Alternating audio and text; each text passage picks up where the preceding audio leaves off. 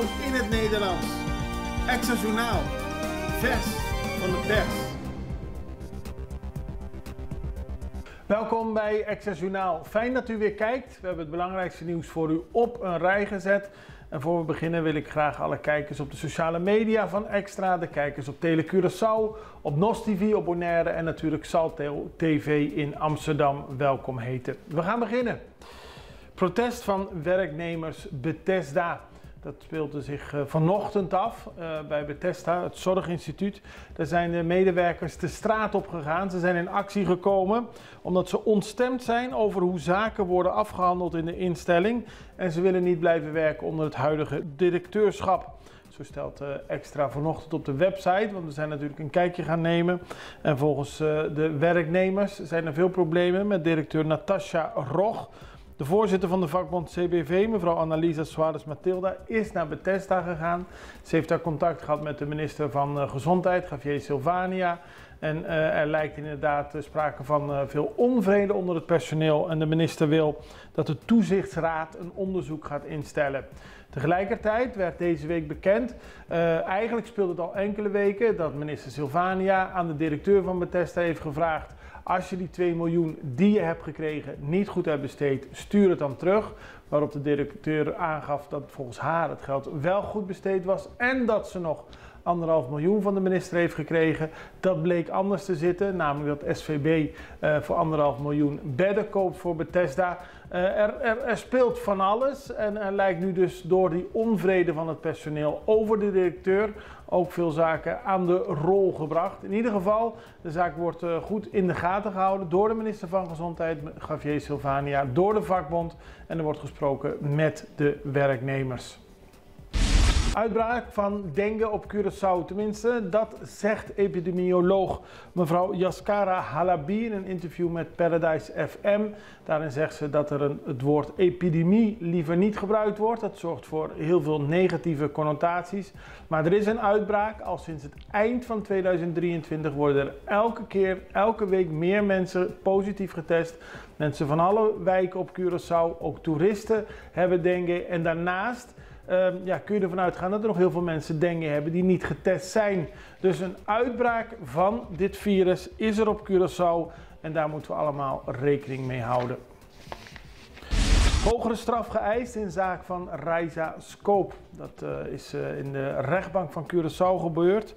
De zaak is niet eenvoudig omdat de verdachte, Eni C., een 33-jarige man, momenteel vastzit omdat hij eerder Hij zit een straf uit voor de ontvoering en verkrachting van 2 Nederlandse vrouwen die op Curaçao stage lopen. Daarnaast heeft hij een straf gekregen voor de moord op Raisa Scope, zijn toenmalige partner.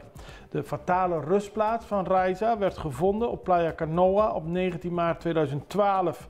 3 maanden lang wist de familie niet waar zij was. Op het moment dat ze overleed was ze 19 jaar oud.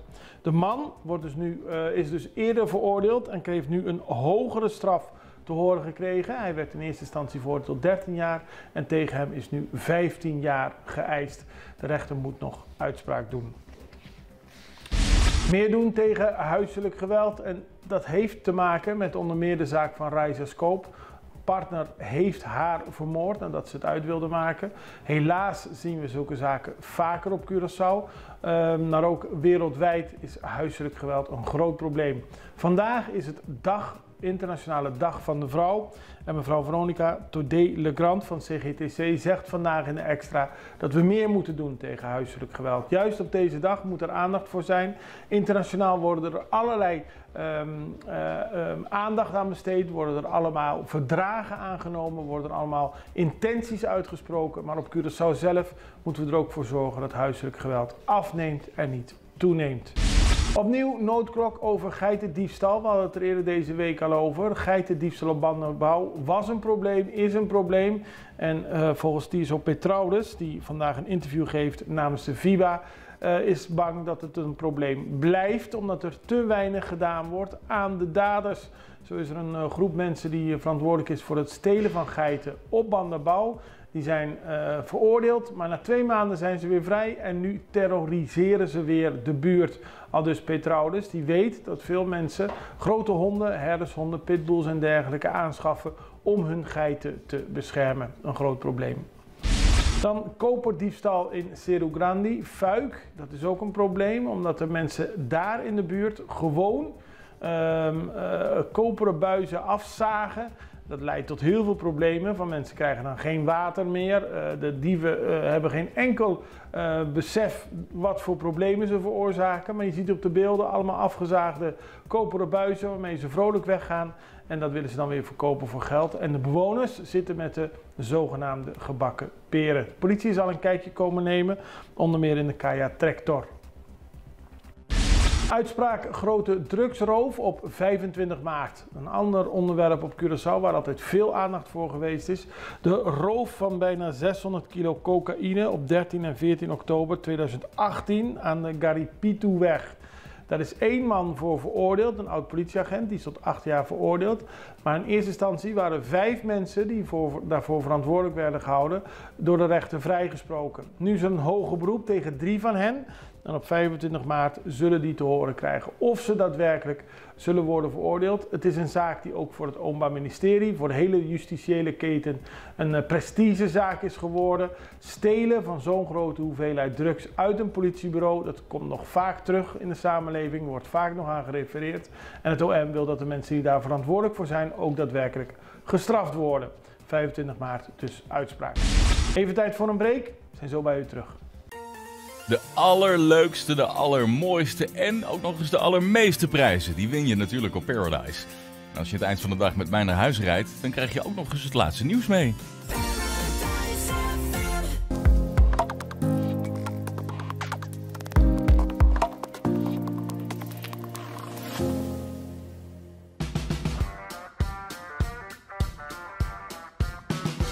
Bom menina Heavy Max Concrete.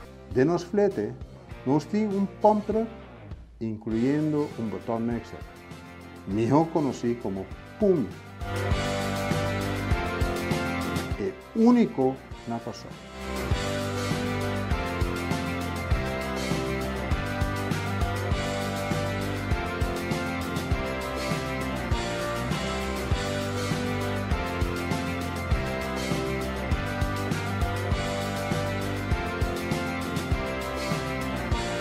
Por el año 2016, nós tínhamos a planta de bloque mais grande de Curaçao, Hess 1500. Com a planta aqui, nós podemos produzir todo tipo de bloque e clenco na diferente color e forma.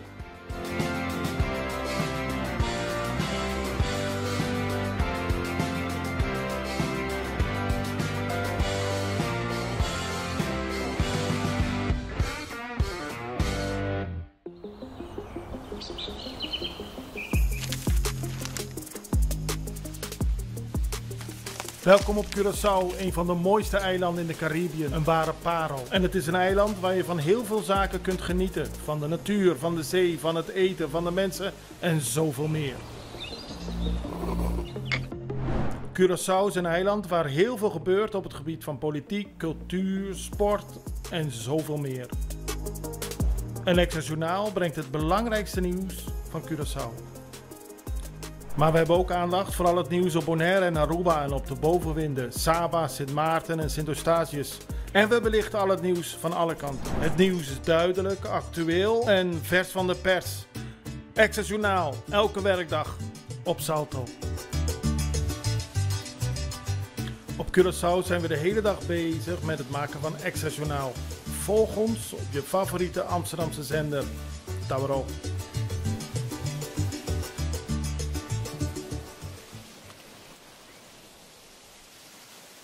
We beginnen met voetbal in Suriname, want Stanley Menzo, de oud-keeper van onder meer Ajax, is opnieuw benoemd tot bondscoach van de selectie van Suriname. En opvallend is dat in zijn technische staf er ruimte is voor Remco Vicentini. En dat is weer de oud-coach van Curaçao. Vicentini is weggestuurd, terwijl hij graag had willen blijven als bondscoach. Dat heeft hij niet onder stoelen of banken gestoken. Hij wilde blijven, kon niet. Nu is hij dus assistent bondscoach in Suriname.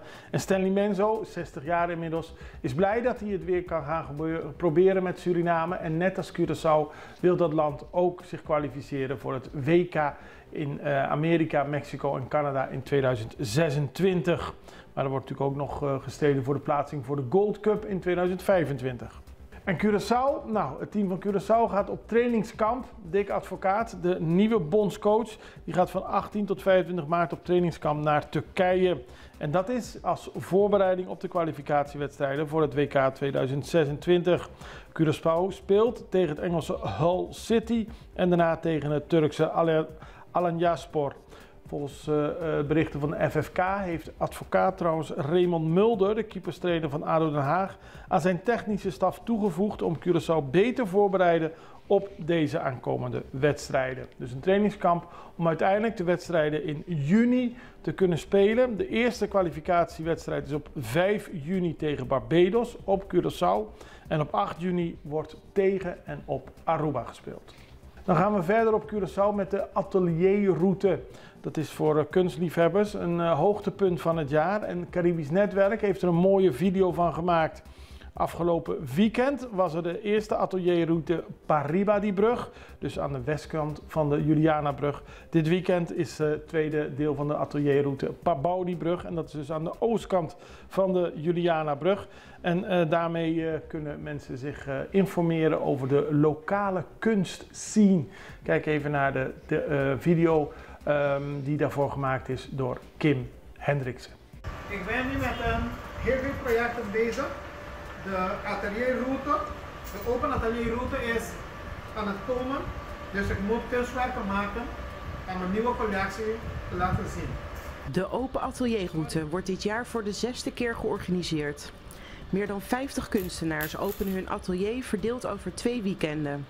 Het geeft de gemeenschap de kans om kennis te maken met de verschillende kunstenaars, met het werk wat ze doen, maar het promoot ook het kunstenaarsvak. Giovanni Abad is een van de kunstenaars dat komend weekend zijn atelier opent. Dus ik had geen contact met kunst totdat ik heel groot was. Dus mijn eerste kunstwerk, die staat hier ook bij ons in de galerie, heb ik gemaakt uit intuïtie, uit gevoel, ik voelde dat ik iets met die rest van het materiaal wil doen. Dus ik had geen voorbeeld van kunsten. Ik had niet contact met kunsten. Toen Giovanni opgroeide, wist hij niet wat kunstenaars waren en dat dat een beroep is. Toen ik klein was, woonde ik op Barber en Yubi Kirindongo woonde daar bij Gatos bij zijn eerste huis. En als je langs Yubi's huis rijdt met andere mensen in de bus of in de auto, zeiden ze: kijk, daar leeft een oude gekke man met heel veel vuil in zijn tuin en met rare dingen maakt. Dus dat was het gedachte van het dorp waar ik woonde over een groot kunstenaar en populair in die tijd in Europa als Yubi Kirindongo. Dus ik had niet opgegroeid met kunst is iets dat je kan doen. Giovanni werkte voor de raffinaderij. Daar werd hij vaak gevraagd om dingen te maken. Ook maakte hij de kunstwerken voor de optocht van het carnaval. Toen de raffinaderij dichtging, moest ik doorgaan. Ik was al bezig met kunst, een paar jaren bezig met kunst, maar niet gedacht dat ik alleen maar door kunst zou leven. Niet gedacht dat ik een galerie eens open zou maken of dat ik een galerie zou hebben. Giovanni is nog maar 4 jaar fulltime kunstenaar, maar inmiddels is zijn werk overal op het eiland te zien. Daar verandert mijn leven. En aan het eind hier ben ik nu kunstenaar 7.1. Dus het was een verhaal, een soort toeval, die niet toeval is, maar je levensdraad, die trek je naar waar je moet eindelijk staan. Hij hoopt dat hij mensen met zijn verhaal kan inspireren. Giovanni opent zijn atelier komende zaterdag en zondag van 10 tot 6 uur in het pas gerestaureerde landhuis Morgenster. Internationaal nieuws komt vandaag uit Costa Rica, want daar hebben de autoriteiten 2,5 ton cocaïne op een bootje aangetroffen. Het is een enorme vangst en de vice-minister van Openbare Veiligheid in Costa Rica is blij dat de vangst gedaan is. Er waren 88 zakken cocaïne op de boot. De boot werd onderschept op ongeveer 30 kilometer van de kust van Costa Rica. En de inbeslagname is de op één na grootste in de Costa Ricaanse geschiedenis. Vorig jaar vond de grootste plaats. Er zijn in totaal 5 Nicaraguanen gearresteerd en 1 persoon van Colombiaanse nationaliteit. Om een beeld te geven, in 2023 werd er in totaal meer dan 21 ton aan cocaïne door Costa Rica in beslag genomen. En bijna net zoveel, of in ieder geval meer dan 21 ton aan marihuana. Dit was het belangrijkste nieuws voor vandaag. We zijn er maandag weer. Ik wens u een heel prettig weekend. Bekijkt u ons via Facebook, volg ons dan. Bekijkt u ons via YouTube, abonneer u dan. En u kunt natuurlijk kijken op de eerder genoemde lijst Tele Curaçao, NOS TV en Salto TV. Fijn weekend, het allerbeste, tot ziens.